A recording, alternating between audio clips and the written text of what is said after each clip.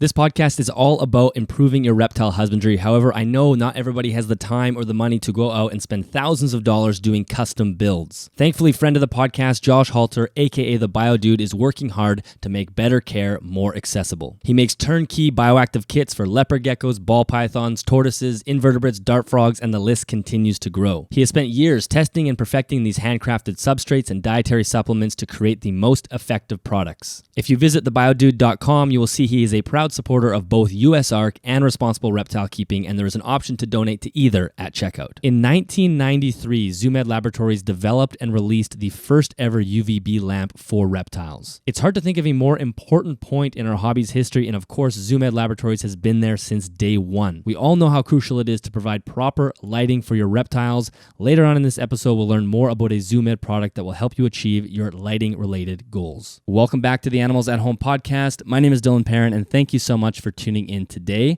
Today I'm speaking with Thomas Griffiths, who owns the company Tomaskas Ltd. Tomaskas is an animal lighting and husbandry consultant, and we had Thomas on the podcast before about a year ago discussing the fundamentals of reptile lighting. He is an absolute wealth of information. He tests all the products or many products within our space, and he really is one of the go-to people when it comes to understanding reptile lighting. Now, in this episode, we're discussing some of the lamp and lighting bans that are coming down the pipe, especially in the United States with the incandescent Halogen Ban, and in Europe with the T5 fluorescent tube ban. There is so much confusion in this space. Many people are panicked. Kevin from Nerd did a video not too long ago basically telling people to go out and buy lamps as much as you can because there's essentially going to be no lamps no longer available. A Zoomed letter was leaked that told everybody that these, bunch of products are no longer going to be sold.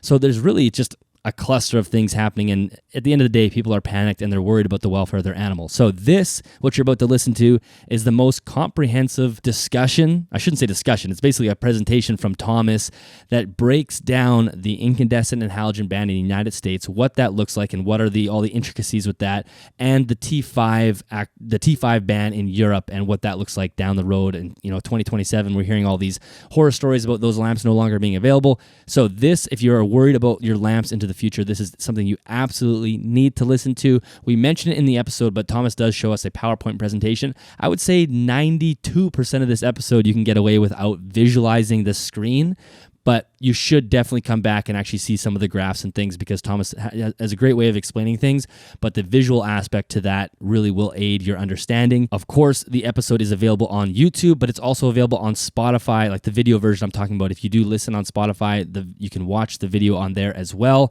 But if you are listening on Apple or some other just audio-only platform, again, you may want to go back to the video. I don't think I'm going to say anything else. Let's just jump into this incredibly comprehensive episode. I think it'll help many of you kind of understand what things are going to look like moving forward. Enjoy the episode. I will talk to you afterwards. Thomas, welcome back to the podcast. Thank you for doing this. Thank you for having me. It's always fascinating talking to you. You are a wealth of information when it comes to reptile lighting and anything to do with in that arena. So I'm very excited to chat with you because we have some interesting things going on in the hobby right now, having to do with the incandescent ban, and there were some videos that were put out in the last couple of weeks. So I've had people reaching out like, please do something on this. Like, we need more information. We're confused and scared and lost, and our animal's going to have no heat into the future. So why don't we just, I'm not even sure where to start. Should we just start with the incandescent ban? I mean, I don't know if it's different across the world. Really, this was all instigated with the Americans, but I don't know if it's different for you where you are, but I know you know about all of it. Yeah, it's, I have put together a few slides. I know you've asked me to do this. I'm on holiday at the moment, so that's why I'm in a jazzy t-shirt, and it's really bright outside. So I've done a classic British and come indoors and sit in the cold instead. Yes, we can have a quick chat. I have put together a few slides, despite promising my friends and family that I wouldn't do any work whilst I'm away. But so I've categorized what is going on in the hobby into kind of three main categories, and I've called them. One is the incandescent ban or the halogen ban. Then, separate to that, we have in Europe, in the EU, we have a fluorescent ban, which is leading to some of the factories stopping production of T5s and T8s.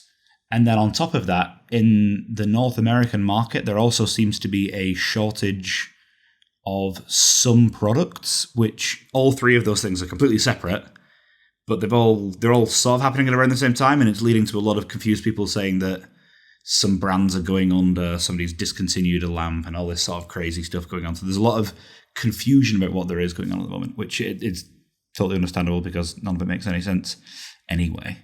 Yes, yeah. So it's led to people kind of in pure panic mode thinking that in a couple of years, we're just going to have LEDs to do UV, light, and heat or something along those lines. And yeah. Do we want to pull up the slides so we can start breaking down some of these? I can do that now. That would be awesome. Uno momento.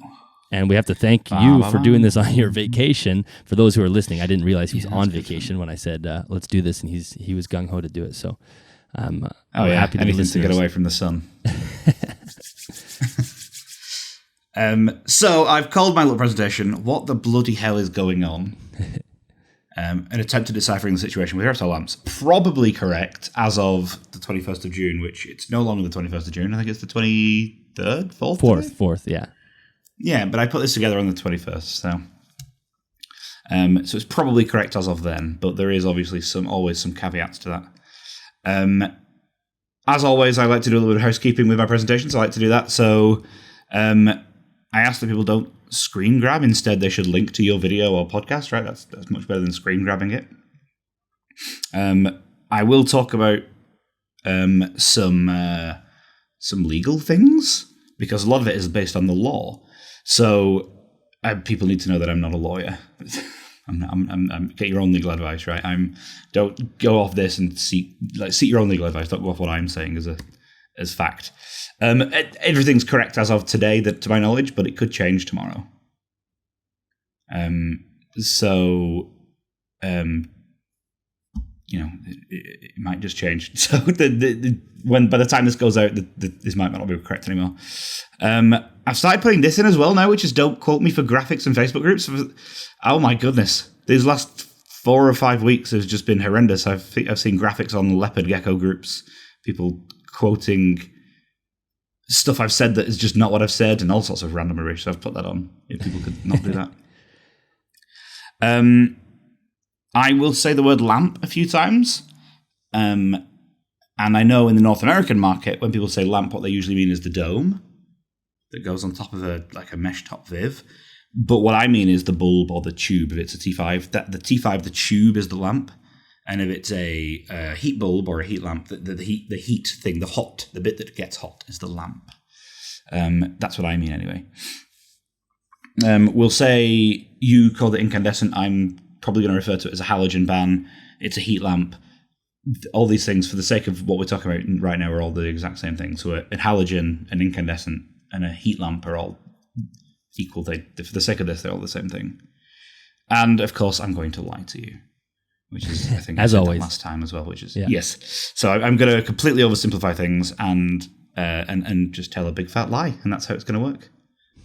All right, let's do it. Yeah. So I've categorized it into 3 main things: the halogen ban, the fluorescent ban, and the lamp shortage. There are 3 main categories that that I see a lot, at least on the Facebook groups and things like that. I see a lot of people, and I've had my inbox exploded with the ZoomEd letter that leaked. My inbox went crazy with people asking questions about it, and I've got a screenshot of that. So let's talk about the halogen ban, as you say. Or I think you call it the incandescent ban. But again, it's a massive oversimplification to call it a halogen ban, because that's not actually what it is. But that's what we're going to call it. I don't like calling it that, but that's what people are calling it.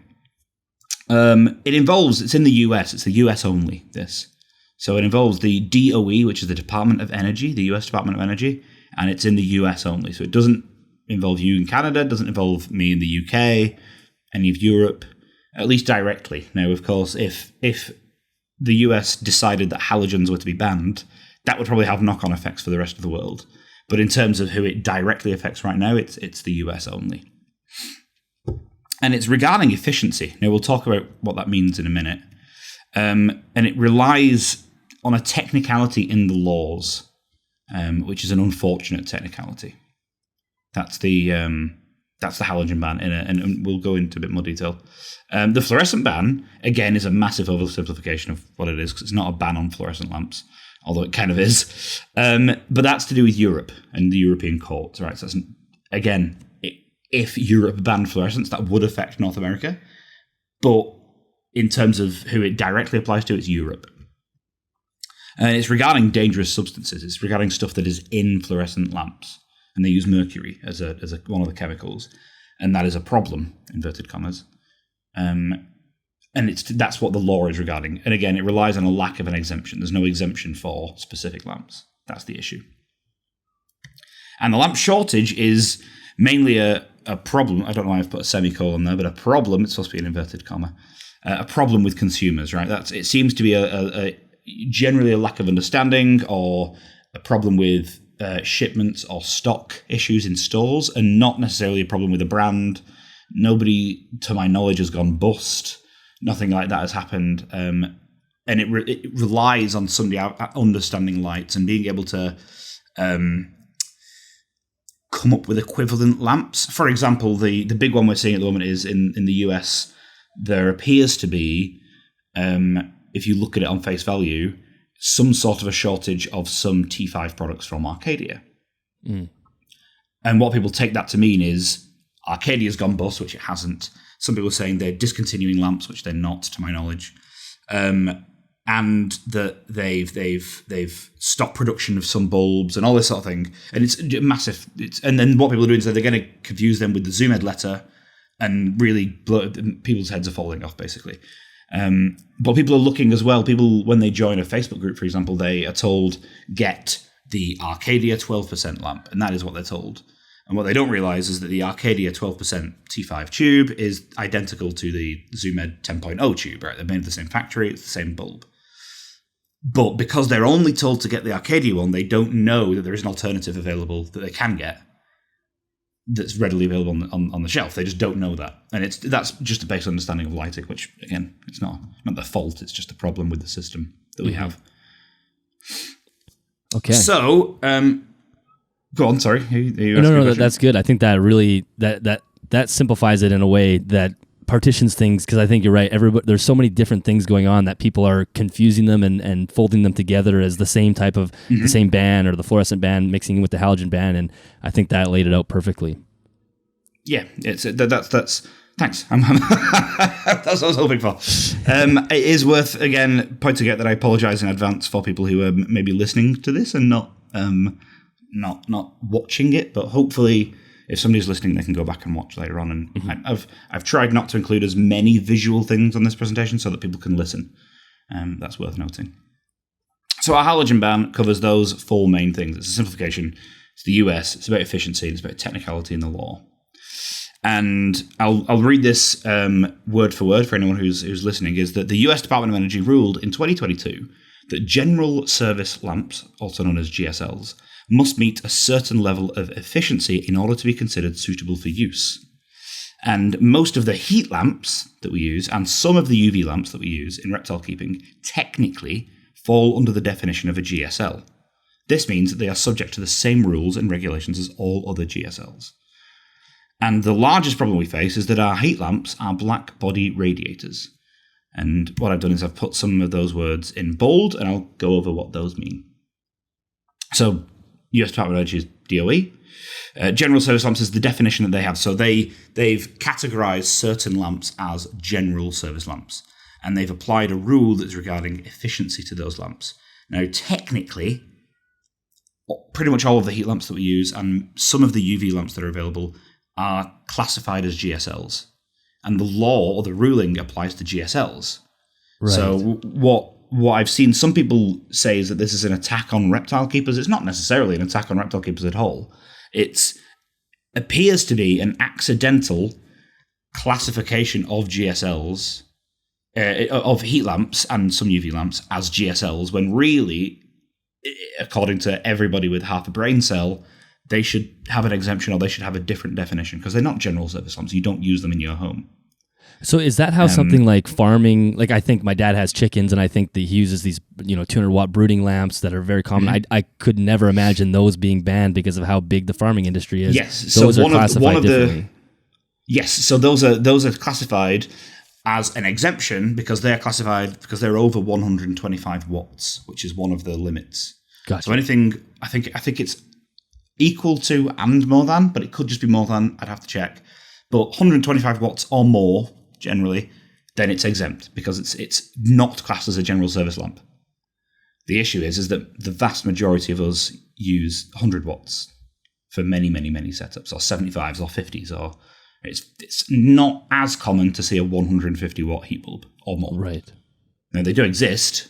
Zoomed make a 250 watt, right? You can buy these things, but they're not as common. And this can all sort of be covered by defining black body radiators. And it does involve some physics, but I'd like to try and teach you what a black body radiator is. Let's do it. If that's possible. So I promise it's much easier. I've tested. I've done a test sample on some friends that I'm with on holiday, and they all get it now. So I'm hoping it works.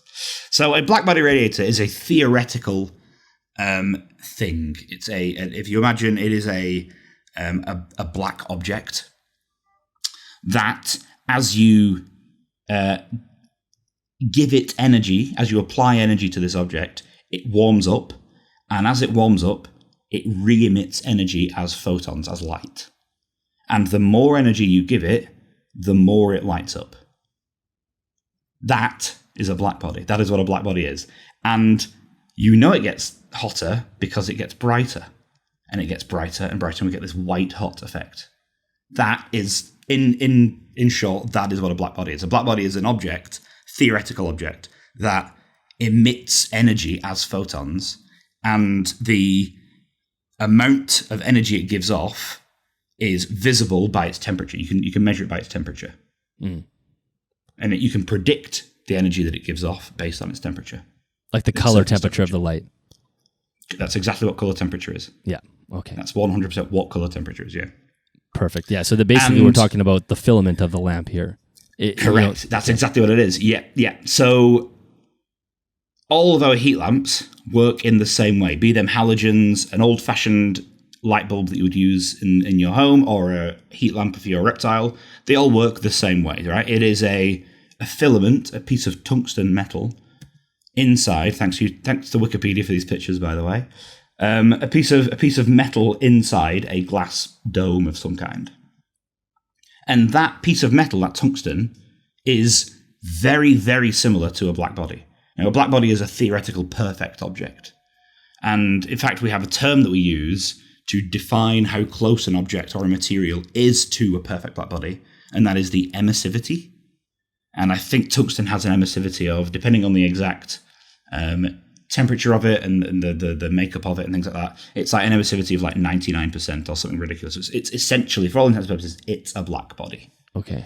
And you know how they work, right? You put electricity through them, and it's resistive. It's got a resistive element to it, and it glows. It glows yellow or orange or white if it's super hot. And that is what a tungsten filament does. And that is literally what is happening. It's emitting black body radiation.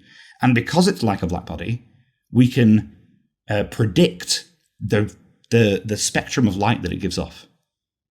And we can plot it on a graph. So I have a graph here. And along the side, we've got, on the y-axis, we've got spectral irradiance, but you can consider that to be intensity. And it's also worth me noting that this graph is specific to a perfect black body, but because we're considering tungsten to be essentially a perfect black body, it's fine. And also the data was put together by Serena Wunderlich, who's ridiculously clever. So all credit to her for that. I've just kind of rejigged the spreadsheet essentially to make it look a bit nicer for what I'm doing. But the y-axis, we have a intensity, for all intents and purposes, you can call it that. And along the x-axis, we have the wavelengths. You can see those there. Now, if anybody doesn't quite know what all this means, they can go and watch our first chat, because I think we covered it in some detail there. But essentially, we can broadly categorize these different wavelengths with different names. So the first group of wavelengths, so up to around 400 nanometers, is UV. The second group is visible light. That's around 400 to 700. Then we've got the infrareds. This is infrared A, infrared B, and infrared C, and I've color-coded them for the sake of this. And I'll drop those down there so that they're out of view, but you can still kind of refer back to them if you need to. And then we also have a little pie chart. Now, anyone who doesn't know how to use a pie chart, it's essentially just a way of categorizing percentages in a visual format.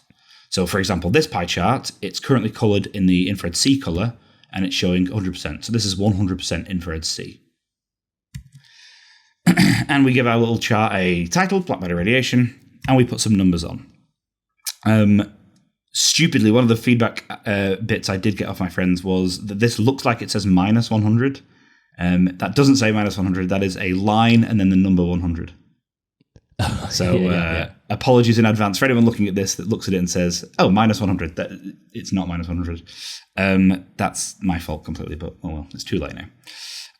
And what we're going to do is we're going to look at the spectral output of a black body as we change the temperature. Now, that 100 is the temperature. It's in Kelvin. For the sake of this, you don't really need to know that at all. You can just consider it as Celsius, the same as Celsius for the sake of this, because Kelvin and Celsius are essentially the same thing.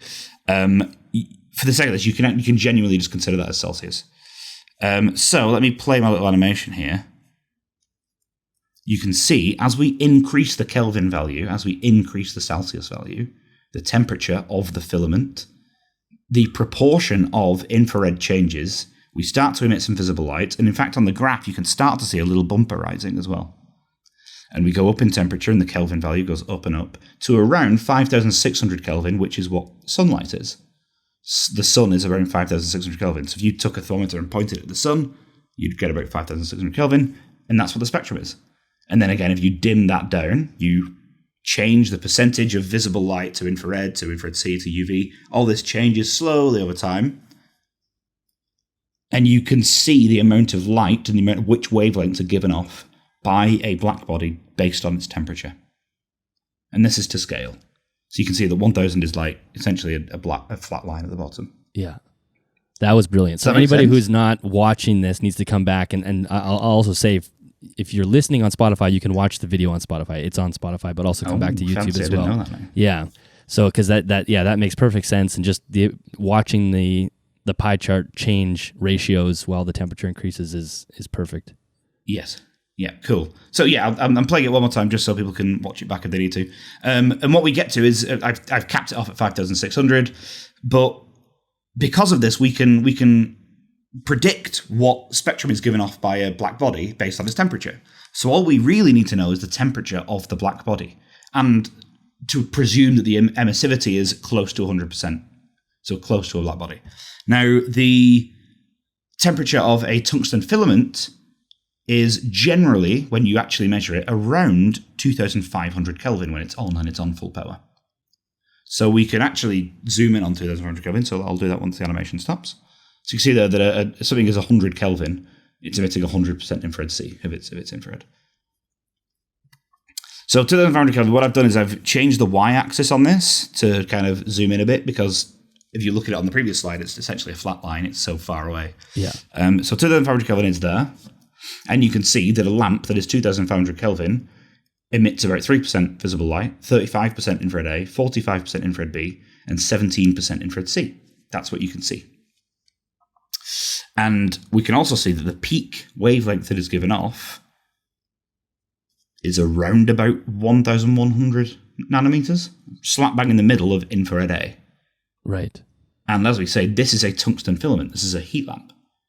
So a heat lamp is an infrared A emitter. Right. It only emits 3% visible light.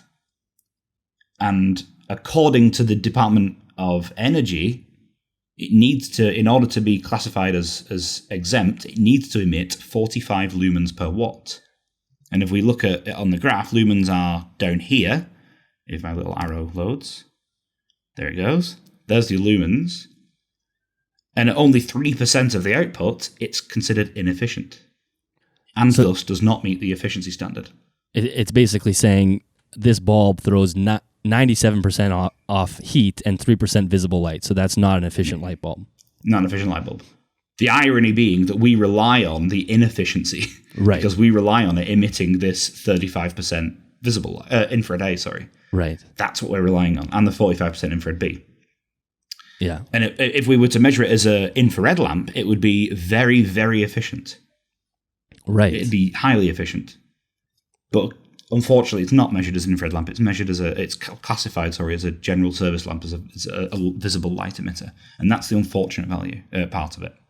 Well, it's a real shame. I'll quote my dad really quick because I was talking to him about this, and you no longer being able to use halogens, for example, in your house seems like makes sense because they throw off more heat than light. But his comment to that, well, in here where we live, it's more winter than summer. So how do you call that inefficient when actually you're getting heat and heating your home with that light bulb? You're warming up the room. You're warming up the house. Yeah, it's ridiculous. Yeah, and that's the same premise that's here. That's the irony, isn't it? Yeah. You're trying to warm up a reptile. And not only that, infrared A does more than just warming up. It upregulates genes. There's healing factors involved. Infrared A infrared makes up around 40 to 50% of sunlight, and we need these lights to produce that. Right. That's the only way of doing it. Now, the argument from the DOE is that there are alternatives, and they've made exemptions for the alternatives.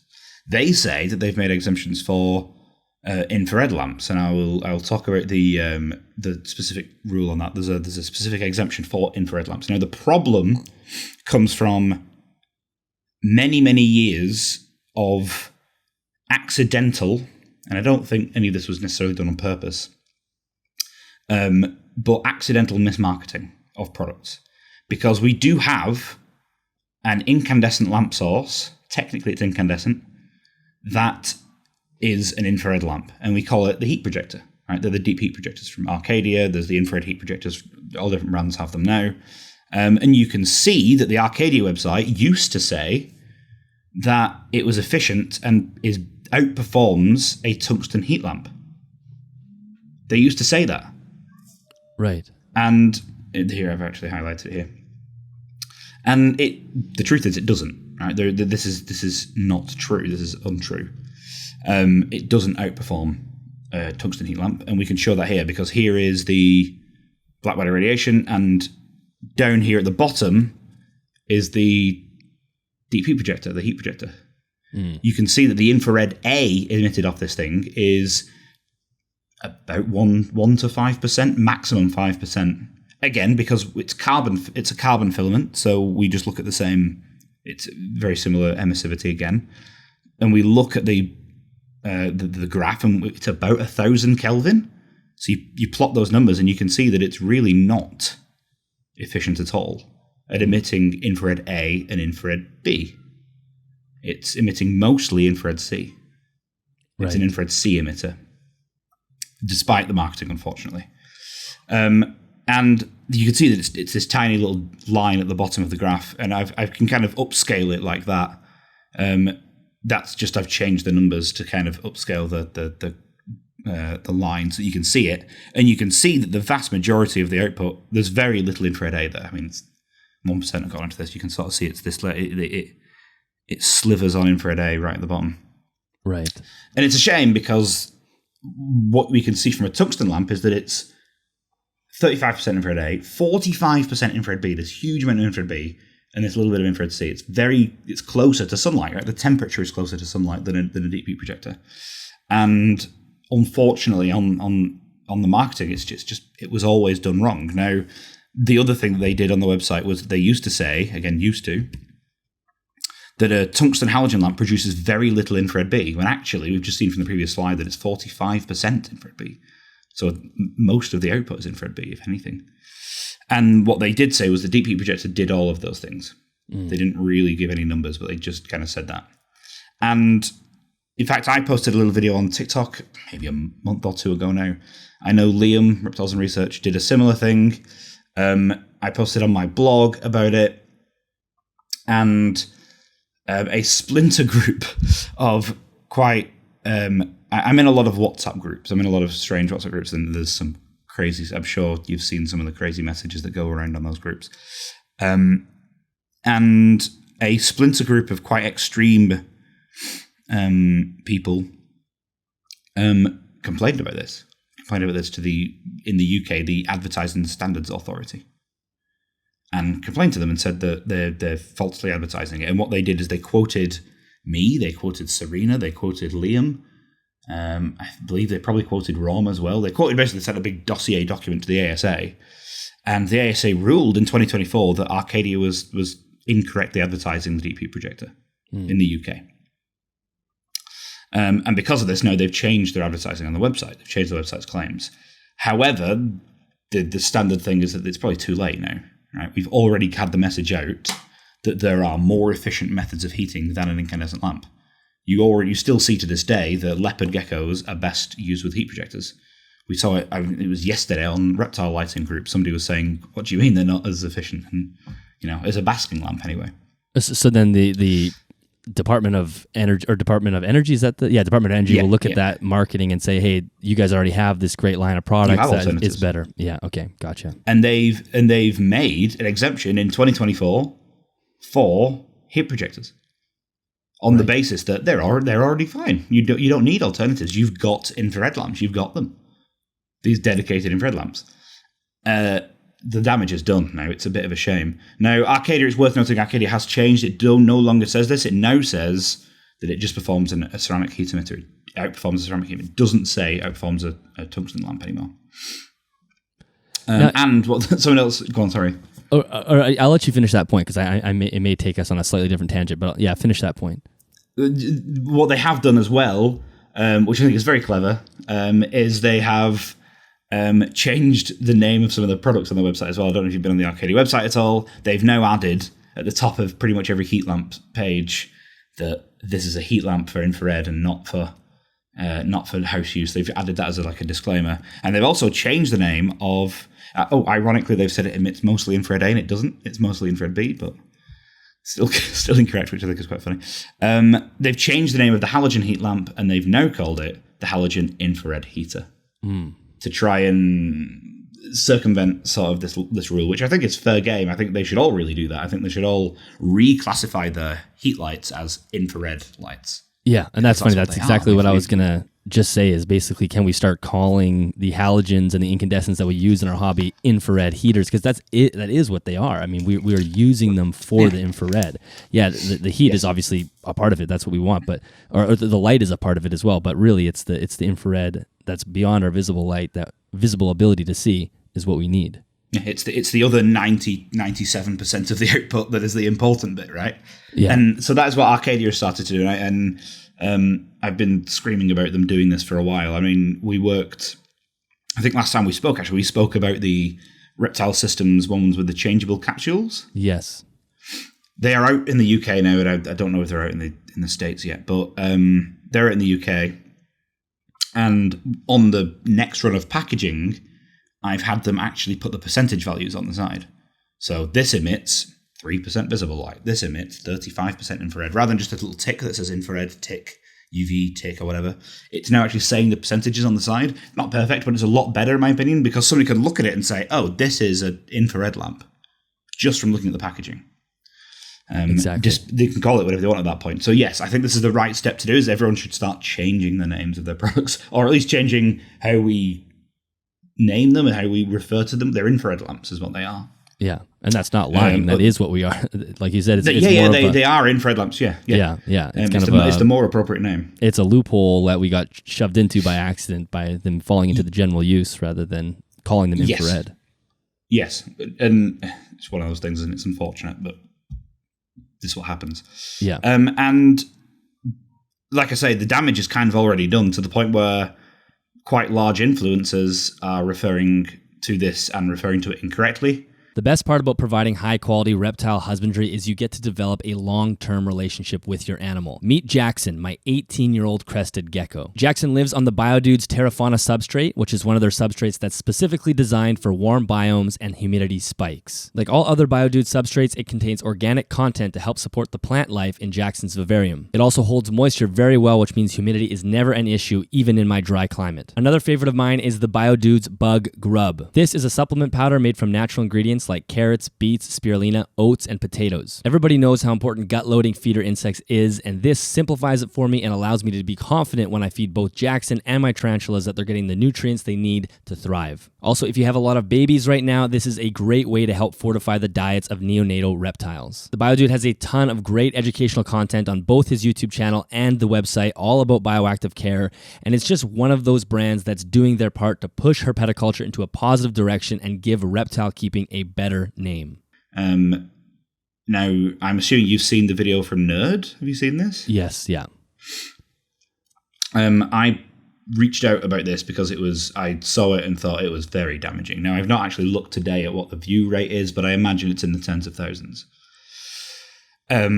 Which is a massive shame because this specific video, again, I don't necessarily know what it's called, but it's got a picture of Kevin, the guy, and there's like a light bulb coming out of his head and stuff. It's whatever, but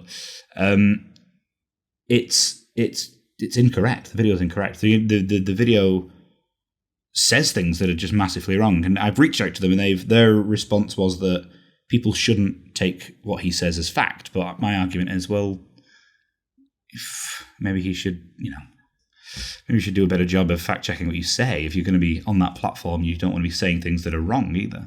Well, I think it's one of the things that got people very excited about this topic in general in the last couple of weeks, because I think the title was something like "We're not ready for this," and the reptile industry isn't ready for this. And basically implying that heat lamps are disappearing completely, and then in a couple of months or a year time, we will no longer have access to heat lamps. Do you think something specific sparked them to do that video? Like, did something change? Because obviously this incandescent ban was 6 months before. You'd think that's when that video would have come out. I think that video, or at least the bit with Kevin in it, was recorded a few months ago, and it just never went out. It was one of those on the back burner. We'll release it when we release it. And then the ZoomEd letter gets leaked, and it hit the shelves, essentially, the video. Now, the ZoomEd letter was a letter that was written by Rita, and Rita's wonderful. I met, in fact, my goodness, I was in Italy at the time, and Rita was there. We were I was doing work at a zoo, but I also visited the Verona Reptile Show, and Rita was there representing ZoomEd at the Reptile Show. And it was the day after she'd received the letter from the DOE saying, by the way, you can't sell lamps anymore. And she didn't say anything, but I did think she seems not stressed, not on edge, but something feels wrong. And then a couple of days later after that, I learn about it. And I kind of go, oh, right, that explains everything. And she must have been tearing her hair out. She must have, because she wasn't in the country, she was in Italy. They've had a letter saying, by the way, you can't sell lights anymore. Words to that effect. It must have been horrendous. It must have been the worst time ever. Yeah, but then having to put a smile on, greeting people, showing people products, going, oh, look at our great products that we, in the back of my head thinking, we can't bloody sell to you anymore. The worst. So poor lady, hat off to her, and hat off to the entire ZoomEd team, because they are doing an amazing job at.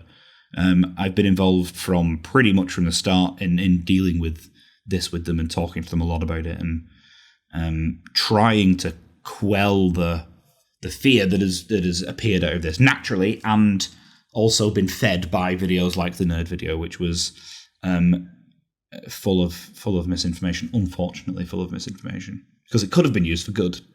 Yeah, and it sort of just sparked, fear. This fear buying. Yeah, it's the classic pandemic toilet paper thing again, right? Everyone's buying it when actually it's not really a massive problem. But my favorite quote from it is the UVA is infrared, which I think is hilarious because it just isn't. One of my friends and colleagues, I won't name them because I don't want them to get any hate, but they said, it's like saying purple is orange. It's just not true, right? If I show you the spectrum from before, you can see that infrared, or UV, is down here on the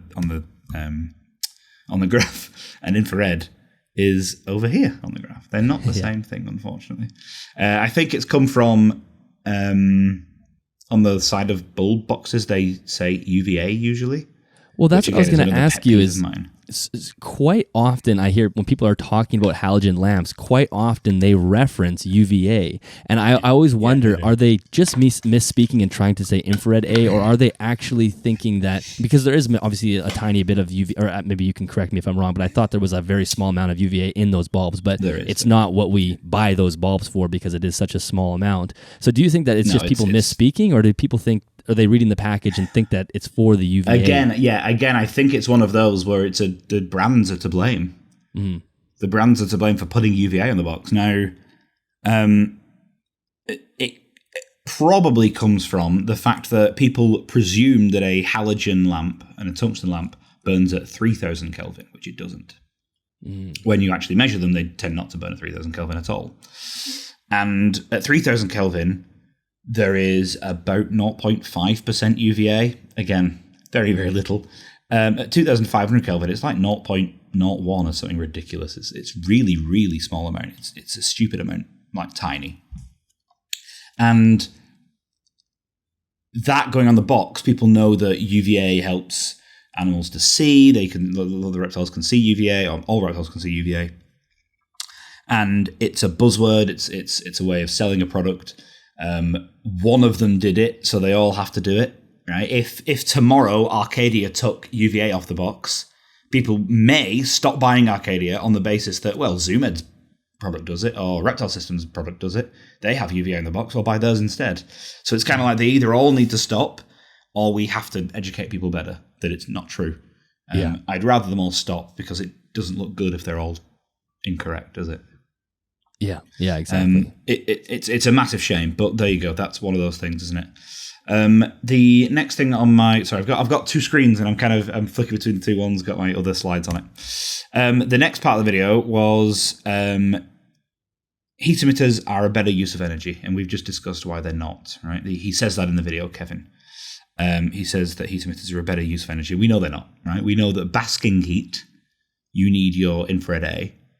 And that heat emitters do not produce much infrared A at all. Yeah. Despite the marketing. And then the video is then portrayed as being factual. Not only do they say that, and then there's a disclaimer at the end to say, by the way, maybe do your own research. They literally say, now that you guys are as caught up as we are, as if they know the truth. And it's just not true, right? I want to say the guy's name is Dean, but I'm not 100% sure, actually. I'm really not sure. But he says that at the end. He's kind of bookmarks the start and end of the video with another guy who's not Kevin. Yeah, I think it's Andy. I think. Oh, Andy. Sorry, I don't know why I said Dean. Close. And then they make recommendations. Yeah, they then make recommendations to go out and buy as many lamps as you can, like to panic buy. And we know that's bad advice. Every time that's ever happened with anything, that's been bad advice, right? You don't go out and panic buy. You buy what you need. You maybe buy one or two more, but you don't stock up on lamps forever. That's crazy. What that does is that the prices hike massively. You're putting everybody else out of it, and when you don't need it and somebody else might do, that's terrible. It's terrible community spirit. Yeah, we're all supposed to look out for each other on this thing. So it's we're already seeing Amazon's algorithm throwing the prices up of heat lamps, the ones that are still sellable in the US, because they're seeing the heat lamps go up. You just put yours up by $5, people are going to buy it. Yeah, it's just, and a lot of those brands are brands that you can't even pronounce anyway. So it's just money just going to some faceless corporation. It's crazy. It's crazy. It is worth me balancing this out. They did say some good stuff. They say that many animals require incandescent lights as a good source of welfare. Words to that effect. That's true. They do. They say that the heat projectors are a better alternative, but then they imply that there is no alternative. But that's true. There is no alternative, right? That's true. And they say that it's scary and worrying, which it is. If lamps were banned outright, then yes, there would be a huge, huge problem. Yeah. And technically, lamps are being banned. So yes, it is scary and it's worrying. But I don't want to scaremonger people. That's not what we're in for. And as of right now, to my knowledge, they haven't corrected the mistakes. Despite personal assurances, I've messaged them privately and they've reassured me that they would fix the issue. And they said tomorrow, and this was months ago. And it's, to my knowledge, they've still not corrected it. Yeah, I watched it just a couple of days ago, so I don't think there's been any changes. Yeah, there's no. I think there's only been 2 or 3 videos since then. Yeah, and they don't address it at all. So, to my knowledge, there is no addressing of this issue, and no corrections or anything like that. So, that's a shame because they assured me that they would be, but one of those things, isn't it? Yeah, exactly. Now, for some reason, this isn't. There we go. 125 watts is the limit, as we touched on before. So 125 watts is the. On paper, the ruling says that there's an exemption for lamps over 125 watts. So in theory, you could buy a 150 watt bulb still legally, perfectly legally. Yeah, you could go buy a 250 watt brooding lamp and then run it on 5% with a dimmer, which is dumb. I'm not saying anybody should do this, but that's what people will end up having to do if we don't make an exemption. Yeah.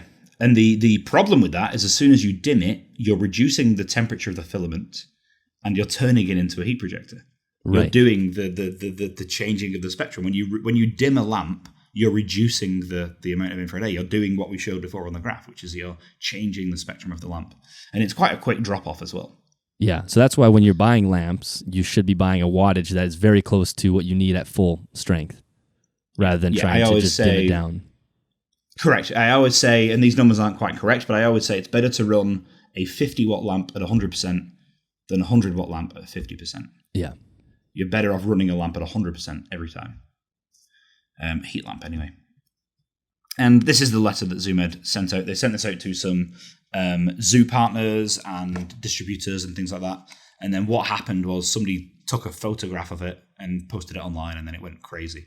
But you could see there's a list of products that are considered banned now, according to the DOE. And annoyingly, they don't appear to have made the exemption for the 125 watt, even in this case. Right. Which is potentially a way of fighting this back. Because the argument could be made now that because the DOE hasn't followed their own exemptions, i.e. said, okay, you can sell the 150 still, because they haven't, it now looks like an attack on ZooMed. Right. It looks like they've just thrown all the lamps under, which could be an argument back to say, look, give us a bit of leeway here. But whilst you're giving us that leeway, also give us this other leeway and consider these to be infrared lamps, please. That could be the argument, and that's the argument that is currently basically on the table between the two lots of lawyers. The lawyers that are acting for the DOE appear to be, in my opinion, being quite sneaky with this. And you can see on the list there are some UV lamps there. Now, the Reptile 10.0 and Reptile 5.0, they are the compact lamps, but there's the mega compact on there. There's quite a few UV lamps that are in there as well. So that's, although people tend to prefer T5 lamps, which aren't on this list, UV lamps are still affected, and some of the ones that are sold are still affected. And it's a bit of a problem, really, because there's essentially a load of products, not only products, but high-selling products that are an issue. So as of right now, are those products, are they actually not able to be sold at all, or are they just saying that you can't manufacture new ones and put new ones in the store, or where are they sitting legally? They can't be sold. They have to be withdrawn from sale. So have they actually pulled these products off the shelves already? They have. Wow. ZooMed have informed their people. Yeah, ZooMed have informed their stores, or their resellers, or their stockists. You can't sell our products. Keep it behind for now. Keep it in the back. You can't sell it online. These ones are gone. Now, this is what the legal battle is about. The legal battle is you can't. The argument should be you can't just do this. Like, these lamps are essential for welfare. These lamps are infrared lamps, right? Then they should be exempt because we've understood them to be infrared lamps this whole time. Because this ruling came, a year or so ago. Yeah.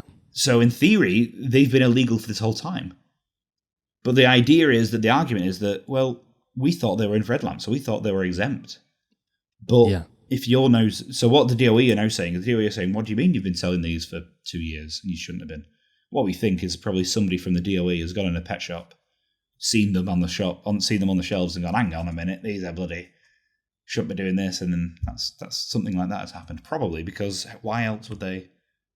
Somebody's got to be in the bonnet, it seems. It's quite strange. Yeah. And I assume ZoomEd is the one kind of spearheading this refute, but all the brands in the United States that are selling those products, similar products, are affected. Mm-hmm. Should now be yeah, absolutely. On paper, they're all affected.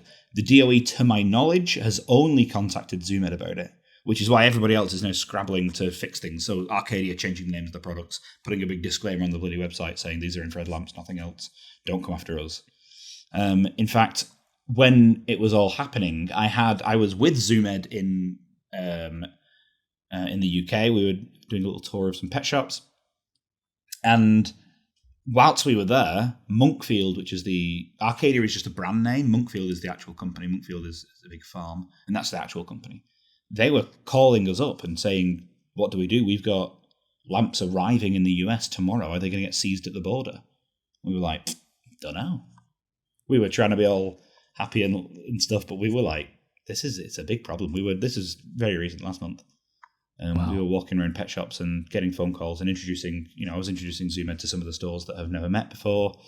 But it was scary. Like it was even Arcadia's, parent company, Monkfield, was calling us up and asking what are we going to do about this? Nobody really knows because they're all in the same boat, right? There's even though technically competitors, it's like, well, if one of them goes down, they're all going down. It's one of those, isn't it? So yeah, exactly. Yeah, now they got to be together. Yeah, which is why it's really important to support those brands, right? You could go on Amazon and find 2 Poffet heat lamps, whatever Poffet is. Random brand. Yeah, a random no-name brand for $10.99, or you could get a ZoomEd heat lamp for £12 quid. And people are going to buy the £10 one, right? You get 2 lamps and it's 10 quid, easy.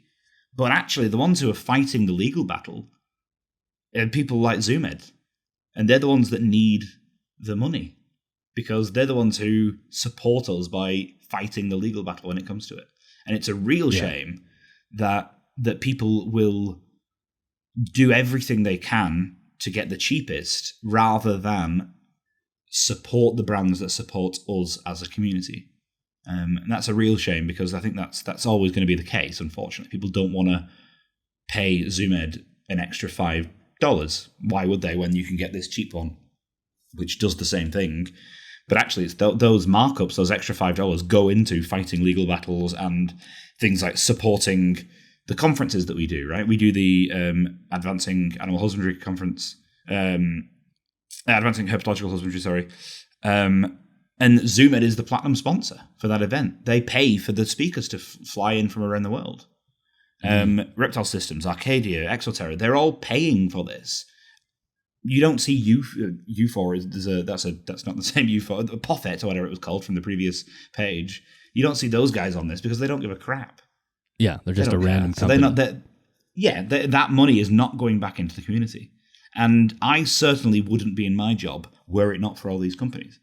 So when I had ZoomEd over, we were looking in my house and I actually looked and I saw I had a really cheap Reptile fogger on the side and I felt really ashamed. I was like, I can't believe I'm saying, oh, people should support the brands, and then I've got this piece of crap Chinese Reptile. And I immediately bought some ZoomEd Reptile foggers because I was like, I need to practice what I preach. Yes. It was a real embarrassing moment for me to say, I think it's really good for people to support the brands. Come and have a look at my reptile room. It's full of none of your shit. It's like, how stupid of me. So yes, that was a real moment for me to go, oh my God, how are we supposed to do this? So what people can do about this, if you are a US citizen, you can write to the Department of Energy. Now on the Reptile Lighting Facebook page, we've got a kind of basic explanation of what's gone on, essentially what I've talked about here today, and hints on and tips on how you can contact your representatives and what you can say to the Department of Energy. On my blog, tomaskas.co.uk or tomaskas.com, same website. On the blog, I've got a template letter that you can copy and paste, or a template email that you can copy and paste. So if you don't fancy writing your own, you can use my template. And you can send that to the DOE. We provide the email address and a postal address if you prefer a postal address. But not only that, we recommend that you contact your local representative and ask them to get involved in some way, one way or another. Go to your local vets. You should have a good relationship with your exotic vets. Go to your exotic vets and ask them to write to them, right? And explain how it's needed for welfare. Go to your local zoo. If it's a small zoo, like a family-run zoo, or if it's a big zoo, get them to get involved. If you're outside of the States, the absolute best thing you can do is support the brands. Because they need people to buy their products now more than ever. Now, what I don't mean is go and panic buy. What I mean is, next time you're online and you're looking for a heat lamp, don't buy the Puffet one, buy the Zoomed one, or the Arcadia one, or whatever. Don't buy the crap one, essentially. Yeah. And actually, I've just had a text message from a company. So here's a scoop. Give me a second. Let's find out what this is. It's probably about this as we speak.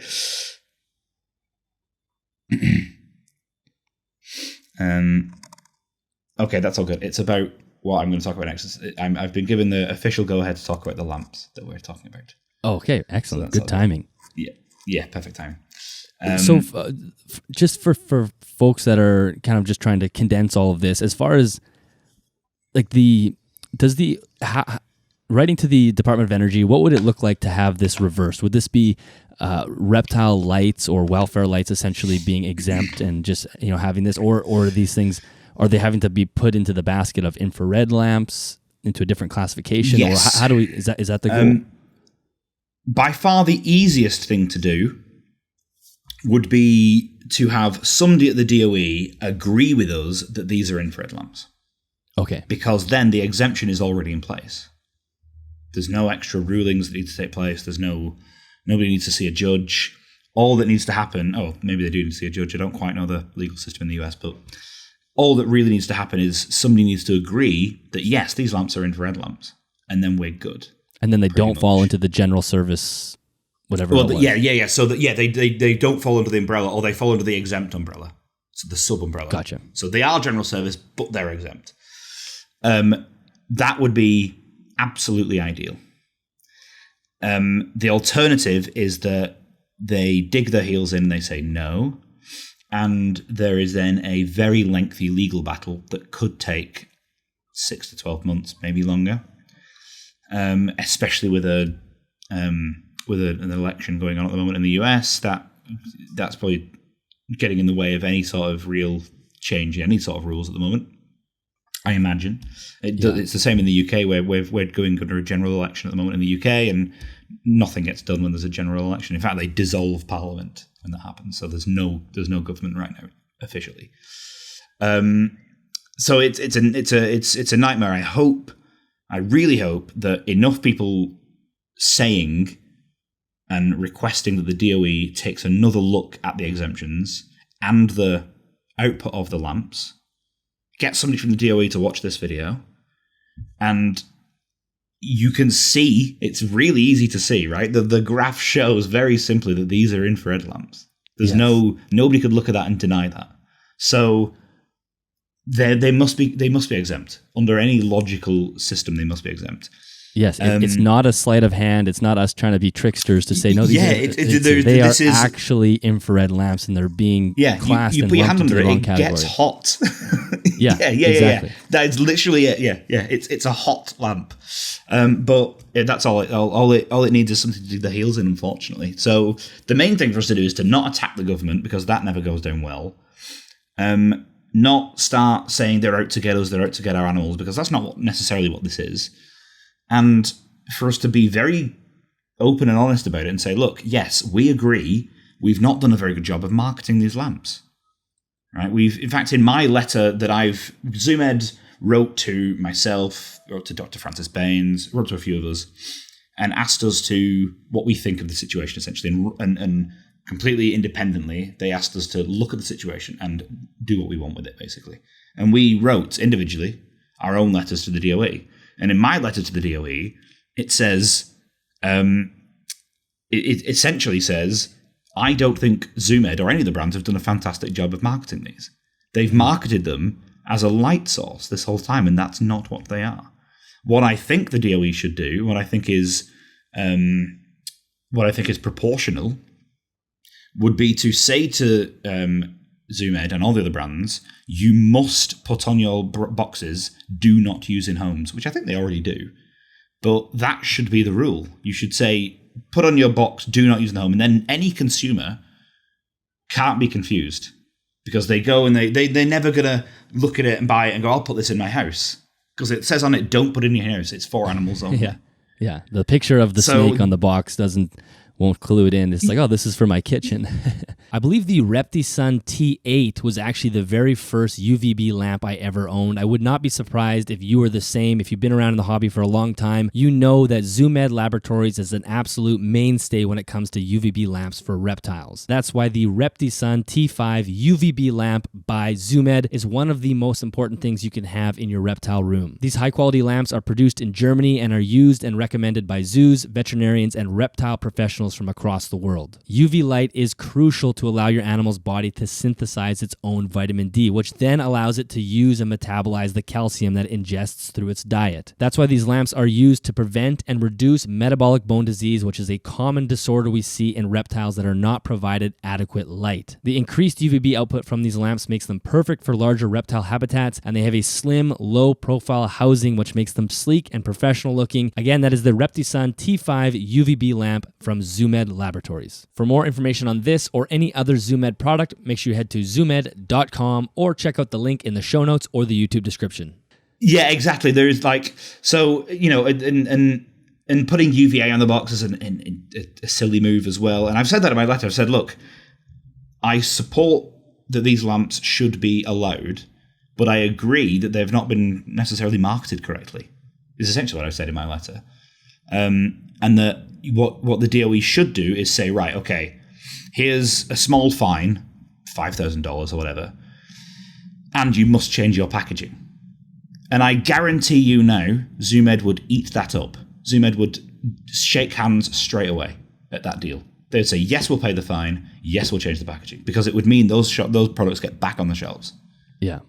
There is no way on earth they would go, no, we're not doing that. Like, they would jump at that. They'd eat your hand off. Like, that which is why I said in my letter, I said, look, you need to take a reasonable approach to this. You tell them off and officially tell them off. Write it in the New York Times that they're a bad company. Do whatever you like, but let them sell the bloody lamps because they need to be sold because animals need them. Exactly. We'll see what happens. Well, that is quite the Sega. I think that is... It really condenses it for people. I think I'll make sure all the links are in the people can go write their letters, and this is much better strategy than the panic buy solution. I think actually being proactive and trying to make some change is the right way to do this. Mm-hmm.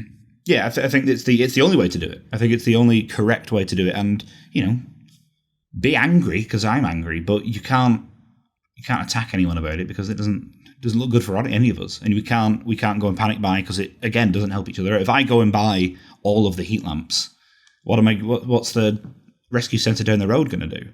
Because they've not got them either. So buy what you need. I always recommend buying one more anyway. I always recommend buying spares, so it's not you're not necessarily doing anything bad. But don't buy all of the bloody lamps there are. That's crazy. Yeah. If your basement looks like a pet shop, you've bought too many. Yeah, you've way bought too many. Yeah, of course. Yeah. And now this that I'm looking at now is to do with the Fluorescent Ban. Okay, let's dive into that. There's more. Yeah, there's totally more. This is a completely separate thing again. So now we're shifting gears away from the halogen incandescent ban and now into the fluorescent ban, which is something that people have been talking about probably since last summer. We're starting to see a lot more UV LED products come out, kind of maybe in response to that, but also just in response to new technology. So anyway, take it from there. Yeah, it's and this is to do with dangerous substances, inverted commas, in lamps inside T5 tubes, generally fluorescent tubes. And the dangerous substance most of them refer to is mercury, and they have rules on how much mercury you can have in them and things like that.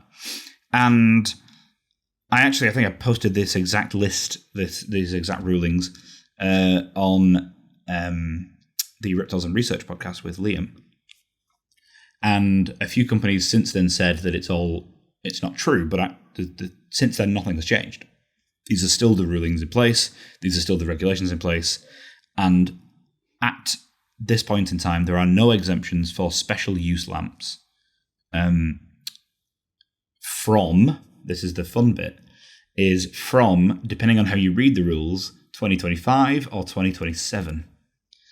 Again, depending on how you read rules. Most of the factories are going from the 2027 ruling, of course, because it means they can sell lamps for longer.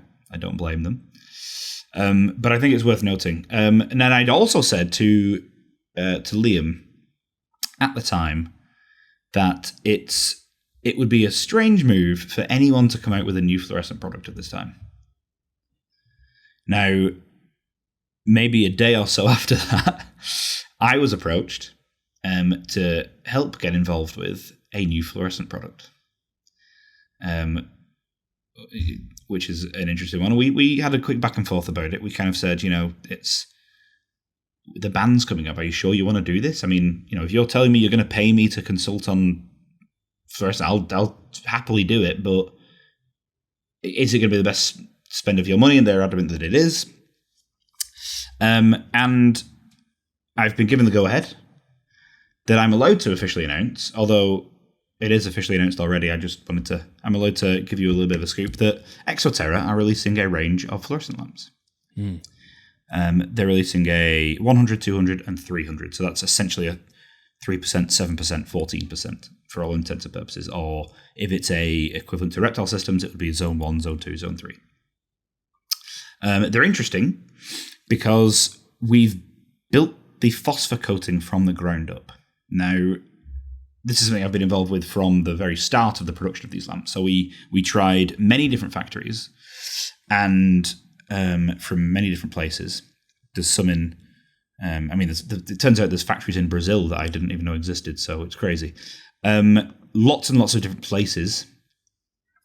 And being able to deal directly with the factory to make a bespoke phosphor is really important, because it means that we can make a lamp that emits UVB very much like sunlight. And I can show that on a graph. And again, Exo Terra aren't paying me to do this. I'm doing it because I'm excited about it, because it's been a project that I've been working on for some time. And when they're now officially announced, and goodness knows when they're coming to market. But so before I let you go into that graph, they are coming. Are they not worried about the Fluorescent Ban just because it's an American company, they can sell in the States, and that's not directly affecting them? Or do they think that eventually exemptions will pop down the line and they'll be fine to sell into Europe? Both. Okay. So Exo Terra is owned by Hagen, which is a Canadian company. They also own Fluval, and if anybody keeps aquatics, they'll know Fluval, most likely. There's a few other brands as well they have. But for us guys, Exo Terra and Fluval are probably the most popular ones that we will see quite a lot if you go in a pet store. And yes, we've had a few back and forths about it. We've actually spoken to the factory about it, and these are made in Germany. A few other companies do use the same factory, but this is a unique phosphor blend, which is important to note. So they're not the same lamps as those other ones. And the factory is adamant that the 2027 ruling is in place, and that even at 2027, when they stop production, they can move production to slightly outside of Europe and just keep making them, because the ruling only applies to Europe. Right. Okay. So that's the idea. I'll show you this graph because I'm very proud of it. I'll be honest. Here we've got another graph like the one before, but this just shows UV, and we've got UVB, and we've got UVA2. And we spoke about this last time. If anybody's unsure about UVA versus UVA 1 and 2, they can go back and watch that video. But this is essentially UVB and UVA2. And here is sunlight, approximately. This is approximately sunlight at UVI 7.5. And you can see that sunlight starts just around 300 nanometers at 7.5. It does actually technically go all the way down to 295 nanometers, but it's pretty much like this, right? This is essentially sunlight. And the holy grail of T5s that we have on the market are made, or have historically been made by a company called Sylvania in Germany. And they look like this. And this is your Arcadia, your Zoomed. They use a phosphor blend that looks like this.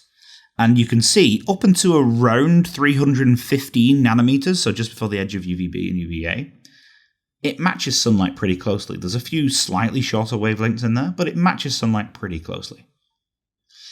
And something that we wanted to do is match sunlight better, right? Because we need to match sunlight as close as possible. And lots and lots and lots of back and forth and lots of phosphor blends later, we came up with this. Wow. Which is very, very nice in my opinion. That is incredible. It's really good, isn't it? It's pretty damn close. And that is their new lamp. This is the UVB 200, but they're all pretty much the same. The spectrum is very, very good. It drops off after around 340, so towards the UVA 1 side of things. But Exo Terra does have a product that deals with UVA 1 quite well as well, so I would just use that instead. But it's really good. It really is a nice little lamp. In order to get this, what we've had to do is we've had to sacrifice some of the visible light, so it's not quite as bright as an Arcadia or a Zoomed lamp. But what we've done is we've created a better UVB lamp, which is what it is. It's a UVB lamp, right? Which I'm pretty happy with. Yeah, that looks incredible. This might be too much of an inside baseball question to ask, but I'm curious: is that phosphorus blend now like a proprietary blend for Exo Terra? Like the other brands aren't going to be able to use that? Correct. Yeah. So this is part of the deal is that this was designed specifically by us, and they're not allowed to use that with other brands. That was part of the agreement, was that, okay, we will use you as a factory, but you must not use this phosphor blend with other brands. There are other brands that have very similar phosphor blends, not very similar, quite similar phosphor blends that have quite a nice little lip like this, but none of them are as refined as this. It's really good. Yeah, I'm very happy because it took quite a lot of work to get it to do this. So it's been a heck of a job. Can you quickly? A year in the making. Really. I'm trying to remember. We may have talked about this last time you were on, but for people who are just like, what the hell are they talking about phosphorus blends? Maybe you could just quickly give us the elevator pitch on how a UVB tube functions, and then could you also explain why mercury is in there? Because that's another thing where people are, of course I can. Yeah, it's a really good question actually. In fact, I didn't include it in my presentation also. It's a really good question. So, don't do this, but if you get a T5 or a T8 tube lamp and you snap it and crack it, and then you put your finger inside and rub your finger on the inside of the bulb, you'll get a white powder on your finger. That is a blend of chemicals on the inside, and we call that the phosphor blend. And what happens inside a tube, if you don't apply the phosphor, it's a clear tube. And in fact, if you've got a fish tank, you may use a UVC sterilization lamp, and they are clear. It's the same thing, but clear. And inside there is a drop of mercury. We're talking milligrams of mercury, right? Small. In fact, that's the problem with the lamps. That's why they're being banned. It's that tiny piece of mercury, because if they do crack, that mercury comes out and it's dangerous. That little bit of mercury is when it, for lack of a better word, when mercury is heated up, it vaporizes and becomes a gas. And when it is a gas, it glows in certain colors. And those certain colors we call the mercury spikes. And you can see one here, actually, at 313 nanometers. That's what this is. This is a mercury spike, this spike. And there are spikes all along the spectrum. In fact, you can see them quite easily by looking at the spectrum of a mercury vapor lamp, because that's what a mercury vapor lamp is. A piece of mercury vaporizing releases spikes of spectrum. And what the phosphor does is the phosphor fluoresces, hence the name fluorescent lamp. The phosphor absorbs some of that mercury, absorbs the light emitted from the mercury, rather, and then re-emits it as depending on the phosphor blend, re-emits it as different wavelengths of light. Now, one of the big companies, Sylvania, was well known for what is called the tri-phosphor blend, which is this really nice white visible light blend they use. And It's patented. It's very nice. And it takes the mercury spikes, and converts it into quite a nice white light. What they also had to that was another phosphor that converted other parts of mercury into a UV light. And that's what you end up with, a UV lamp. So you've got this, what the Sylvania lamps were a tube of glass, borosilicate glass, with a phosphor blend on the inside, bit of mercury. Mercury vaporizes when you turn it on. The phosphor then glows or fluoresces, and it fluoresces, and the colours that it fluoresces are UV, because that's light, it's just a colour. Bit of UVB, bit of UVA, all the visible light, and weird little spikes of infrared. And that's the phosphor blend that's glowing. And these curves that we see when we look at fluorescent lamps are based on the phosphor blend. So what we do is we say, right, we can only have so many grams of phosphor in a tube. Now, the Sylvania lamps are really good at visible light, but actually we don't really need them for the visible light.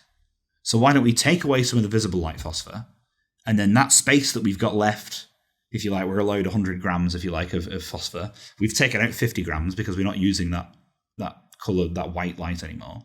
Let's put different phosphor blends in there to make this extra curve.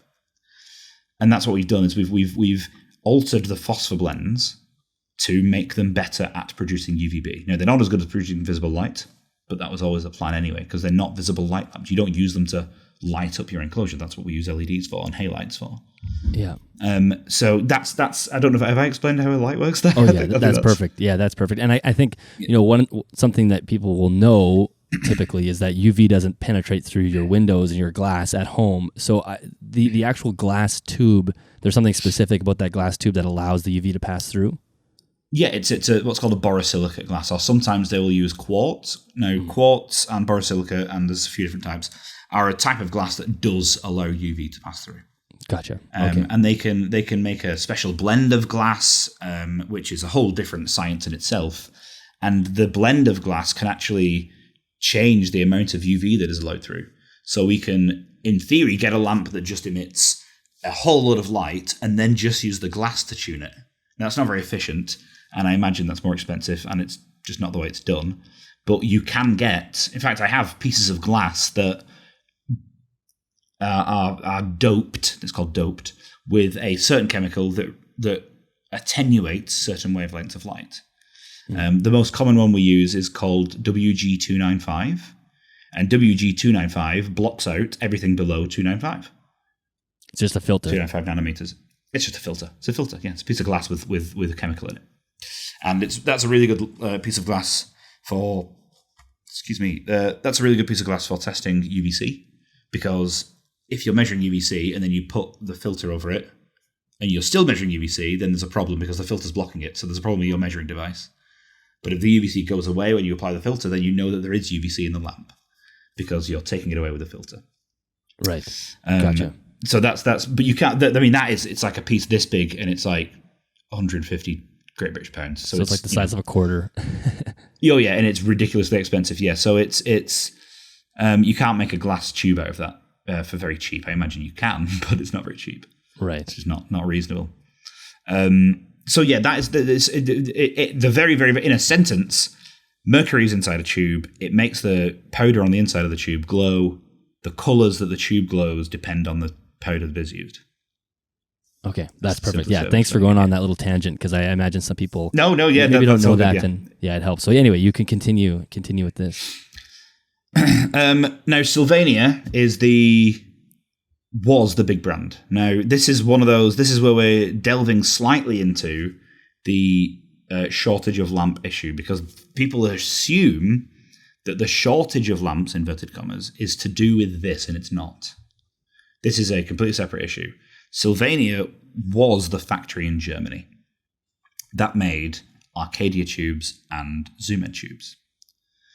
And they also made the phosphor. They made the really good triphosphor blend. And Sylvania closed last year. The factory closed. Now, the brand hasn't gone under. Sylvania hasn't shut down.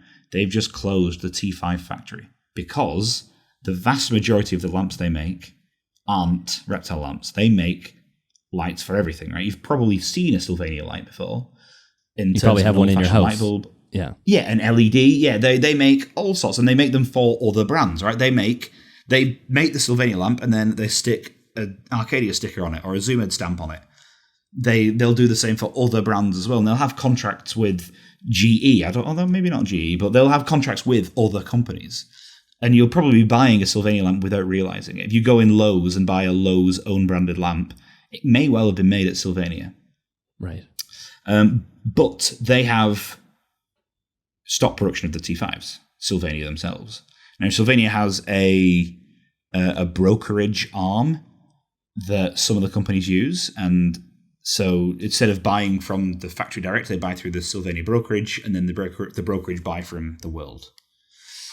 So some of the brands do still use Sylvania. Technically, they still use the German partners, but they don't buy from the Sylvania factory anymore. Sylvania brokers will buy them from other factories. And in Europe, which is where most people want to get the T5s made, because you get to stick Made in Europe on the box, and that's quite a cool thing, rather than Made in China, there are 3 or 4 more factories. Narva is one of them. They're in Germany. We've got Lighttech, and they're in Hungary. And we've got Signify. And Signify is, for all intents and purposes, it's Philips. Okay. That's the new name for Philips, and they're in Poland. In theory, there's 1 or 2 more, but generally these are the big ones. And all of these agree that 2027 is the cutoff date. So Sylvania presumed that 2024/2025 was the cutoff date, and kind of bit the bullet and closed production of the T5 lamp. So they've closed. So any lamps that used to be made by Sylvania, i.e. Zoomed and Arcadia, must now be made by another factory. And if they wish to have them made in Europe, then it essentially must be one of these 3. Now, I'm not at liberty to say which is which, who's using who, but people can figure this out quite easily. It's not very difficult to figure out. However, what you might still find is that Zoomed or Arcadia may still use the Sylvania brokerage arm. So they'll buy from Sylvania, who will then buy from one of these factories. Gotcha. That's essentially what may happen. So those Arcadia and Zoomed may still say we use Sylvania, but actually what they're actually using is they're just using the brokerage arm. But that's fine. That's how business works, right? There's nothing wrong with doing that. It's business. And these other factories are all in agreement that it's 2027 is the date that they will stop production, or by 2027 anyway. And they all have the positive and negatives. They all do different things, and that's business, right? But the one thing that people must know is that this shutting of Sylvania is not the reason that Arcadia lamps are currently hard to get hold of in America. That appears to be a different issue again. And neither Arcadia nor Zoomed are changing their production to China. They will be remaining in Europe. So at this point in time, again, as of today, the lamps still on the shelves, the T5 lamps still on the shelves, are still the Sylvania stock, because there's plenty of stock still available. But at some point in the future, the new stock will hit the shelves. And you'll probably be able to see on it, because it'll say made in Europe instead of made in Germany. And you'll be able to tell that it's made at a different factory. Right. Now, my personal opinion is that they should also potentially rename the product, because in my opinion, it's not the same product anymore, right? It won't be using the Sylvania Triphosphor blend. It won't be the same product. And thus, in my opinion, they shouldn't sell it as the same product. They have an opportunity to upgrade the phosphors, actually, and release them as a new product, like Exo Terra are doing. They're releasing a new product. They could release new products. That goes through a whole bunch of different issues, obviously, because you have to get things tested. I mean, Exo Terra have done... Hagen are crazy on this, right? They get all sorts of testing done. It is full on, which they can't afford not to, right? Imagine if it was a cancer lamp, it'd be the worst. So, they do a good job. But yes, at the moment, at this point in time, Arcadia lamps and Zoomed lamps are still the Sylvania stock at this point in time. At some point in the future, that will change, and it will become from another factory, maybe through Sylvania. But that is not the reason for the current shortage. The current shortage that we see in the States appears to just be a backlog issue of shipping. That's all it is. We're seeing that Arcadia has had for a few years now, maybe, a decent relationship with PetSmart in the States. That relationship, this is completely rumor-based, but that relationship appears to have ended or coming to an end. So PetSmart puts a lot of Arcadia's products on runoff and reduced the prices significantly. So a lot of Arcadia products are now dirt cheap to buy at PetSmart. Annoyingly, PetSmart is not one of the companies that puts money back into the hobby and the community. PetSmart is one of those companies that pays shareholders. Right. There are plenty, to my knowledge, there are plenty of Arcadia reptile lamps still available from small stockists in America. What we're seeing is people are panicking and going on PetSmart and it's not available. But that's because PetSmart have stopped stocking them, to my knowledge. Actually, if you go on Light Your Reptiles or Reptile Basics or Pangea or any of the smaller companies, they have loads of stock still. So there isn't actually a shortage of Arcadia lamps at all. It's just PetSmart have a shortage. Right. So just which I think is the main thing. Yeah, it's what your local store. Yeah, exactly. If you follow Arcadia on Instagram, they post all the time that they've the like repost on their Instagram story. They repost stuff from independent pet stores that have got stock. Yes. Just go and support your local. And those guys in America, you go to NARBC, and it's supported by Pangea Reptile Systems. It's supported by those brands. So those are the brands, again, the same message is support the smaller brands that pump money back into the hobby and the community, because those are the ones that keep us going. And actually, those are the ones that have the stock at this point, ironically. Because everybody seems to like using PetSmart because it's cheap. Whereas actually, they don't put any money back into us. PetSmart have never given me a dime. Those other companies have. So exactly. And I think that is the end of my presentation. Well, first, I have one more question about that last slide. Is those three companies you were saying that are going to kind of continue to produce fluorescents until 2027. Do you think that their plan is to move manufacturing outside of Europe beyond that? Or are they kind of committing to, like, we're just going to do this for the next 3 years, and after that, we're actually pulling the plug on UV lamps or, tubes? And then as far as the reptile hobby is concerned, we are hoping that LEDs or I guess Exo Terra will be available for us to buy in the future? Yeah, so yes, Exo Terra uses one of these. So, but yes, it is. That's a very good question, and we don't know. Now, Narva has a brokerage arm as well. I'm pretty sure Signify does, or Philips does. I'm not sure if Lighttech does, but either way, they have. Most of these will also have brokerage arms. So if their T5 factories close, through the brokerage system, you could still end up with T5 lamps with the Lighttech sticker on them, or the Signify sticker or the Narva sticker, because they've just bought them from elsewhere. Now, they could be buying them from Brazil, Taiwan, Japan, China. There's all these places that will probably still produce them for a long, long time.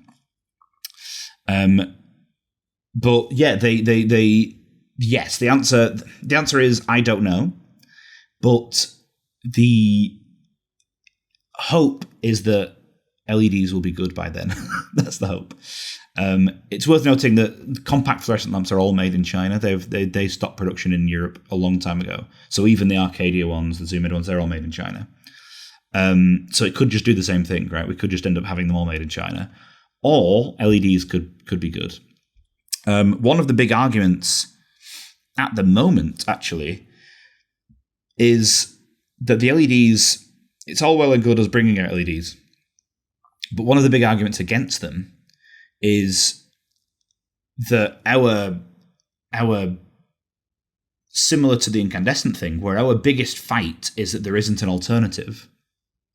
The European courts are saying, well, there must be an alternative because you're selling them. Right. You're selling the LEDs, Exo Terra, Zoomed, you're selling them. So what do you mean there's no alternative? You just use them instead, not knowing the intricacies of the problems with it. It's the same thing again, where they're just saying, what do you mean there's no alternative? You're selling the alternative.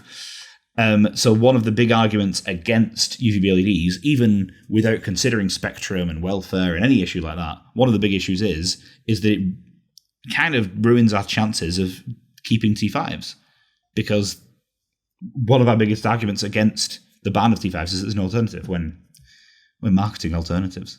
So we could be kidding ourselves, and we're especially marketing them as we're marketing them as such an advancement in technology, and it's the future. These are the LEDs, and so yeah, you're right. It does kind of shoot us in the foot when there's still the T5 tube is still so vital for reptile welfare that it still needs to be on the pedestal with everything else. Yeah, LEDs can, depending on the brand, can serve a great purpose, but they aren't a replacement yet.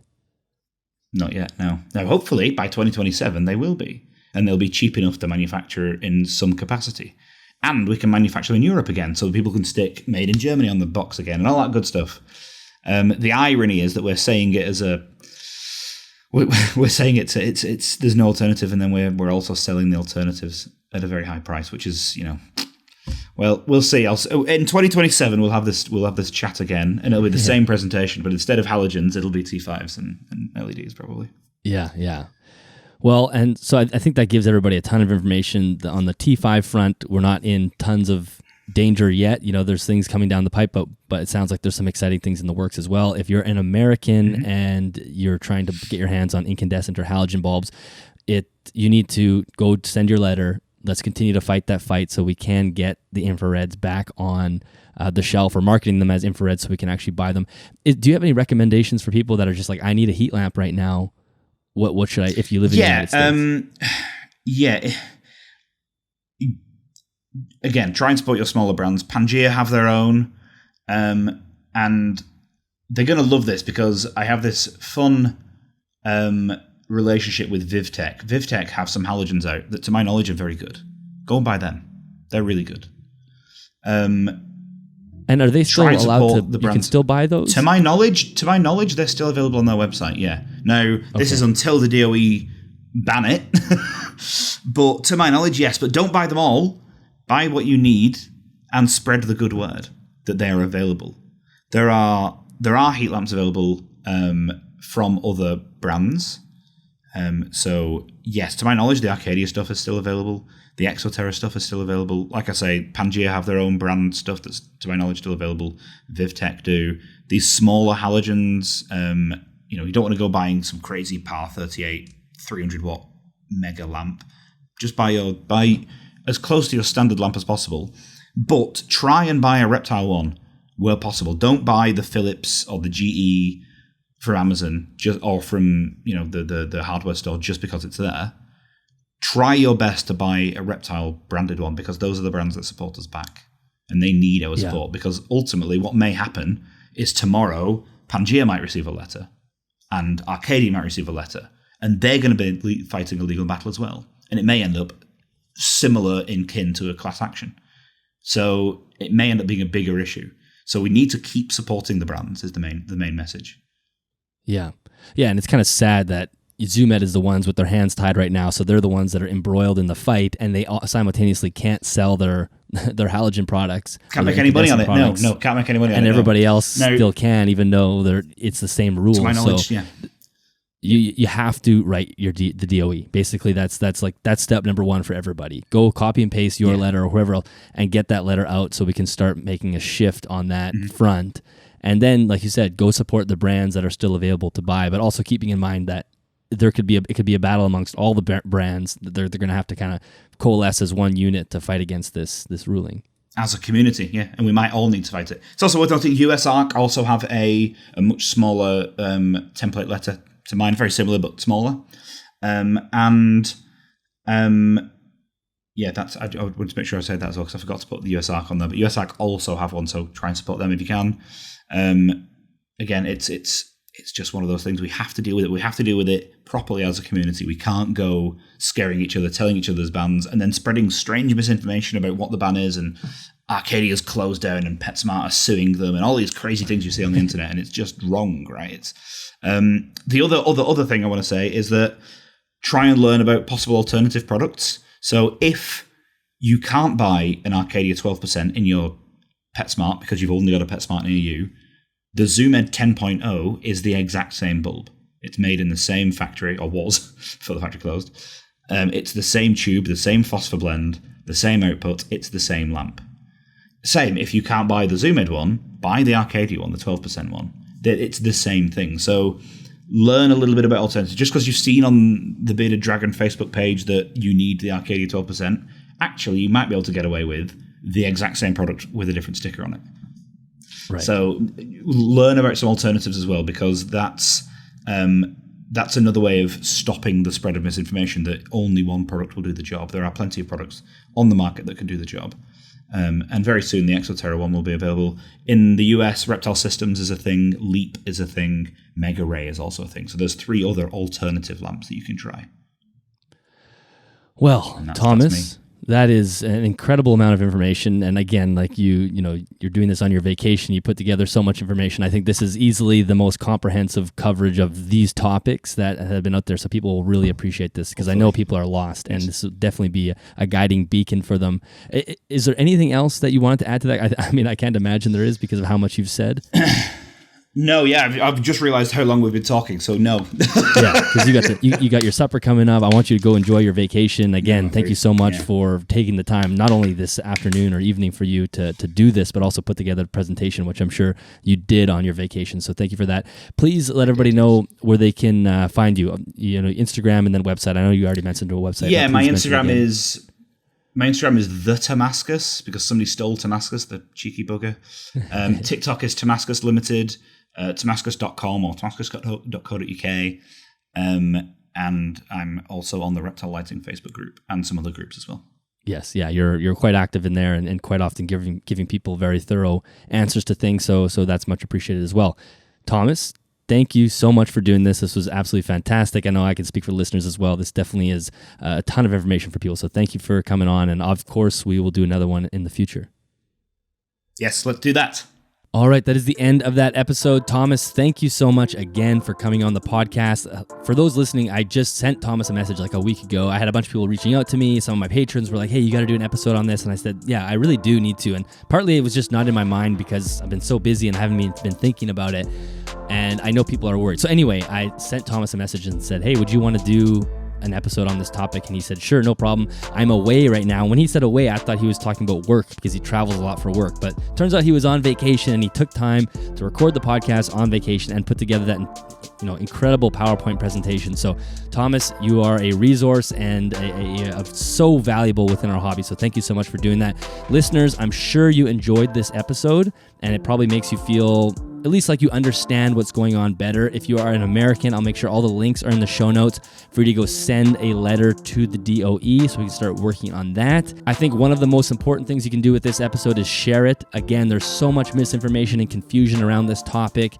This episode really does break it down for everybody. So if you see people who are asking about this, I know it's a 90-minute conversation. Not everybody has the attention span, but honestly, if you're serious about animal welfare, you need to take the 90 minutes to listen to this, or even just chunk it out. Listen to the halogen section if you're someone that's worried about halogens, because it is so vital. So anyway, if you want to help the show, sharing it on a social media platform or in those Facebook groups would be very, very beneficial for not only the episode itself, but the people that are listening to it, and downstream their actual animal welfare in the end. Thank you very much to Custom Reptile Habitats for sponsoring the podcast. Again, they are an affiliate sponsor, so if you do click the link below in the YouTube description or the show notes and you make a purchase, a commission comes back to me at no extra cost to you. You can also support the show through Patreon at patreon.com/animalsathome. If you do that, you get automatically added to the Discord server to have conversations with like-minded keepers, and you also get early access to episodes and a few other perks on there as well. And I think that is it for everybody. Yes, I think that is it. Thank you so much for listening. Again, I do really appreciate you sticking around and listening to the episode. Thank you, Thomas. Thank you, Liam from Reptiles and Research, for editing the podcast. And I will catch everybody in the next episode.